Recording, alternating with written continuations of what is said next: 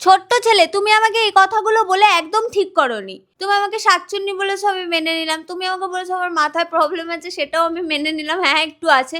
কিন্তু এটা নিয়ে তুমি কি ইঙ্গিত করতে চেয়েছো? আমি তো ভাবতেই পারিনি তুমি এত বড় রোস্টার, এত বড় ইউটিউবার হয়ে এটা কি সেটাই জানো না।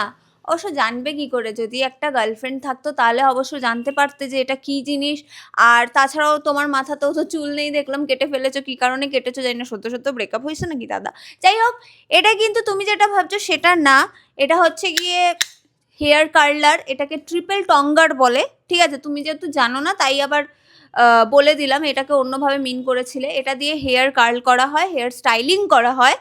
কাশ তোমার যদি একটা গার্লফ্রেন্ড থাকতো তাহলে তুমি জানতে পারতে যে এটাকে কি বলে। তো যাই হোক দাদা, আমার তোমার রোস্টিংটা ভীষণ ভালো লেগেছে। আর রোস্টার এমনই হওয়া দরকার যে কোনো পার্সোনাল অ্যাটাক করবে না, শুধু যেইটুকু জিনিস আমি করেছি সেটুকু জিনিস নিয়েই বলবে, নো মোর গালাগালি কিছু না। আর দাদা আরেকটা জিনিস আমার তোমার ভীষণ ভালো লাগলো যে তুমি পুরো রোস্টার মানে রোস্টিংটা যেটা করেছো সেটার মধ্যে আমার পায়ের ব্যাপার নিয়ে কিছুই বলনি, বা আমার শারীরিক অসুস্থতা নিয়ে কিছু বলনি। যতটুকু আমি করেছি বেয়াদবি তুমি ততটুকু নিয়ে রোস্ট করেছো। সত্যি কথা বলতে রোস্টিং তোমাদের কাছ থেকে শেখা দরকার, যারা এখন রোস্ট করছে তাদের। কারণ তারা ভুলে যায় যে তারা কি বলছে না বলছে, মানে তারা পুরো একদম পার্সোনাল অ্যাটাক করে একদম মা বাবা টেনে উল্টো পাল্টা বলে একদম একাকার করে দেয়।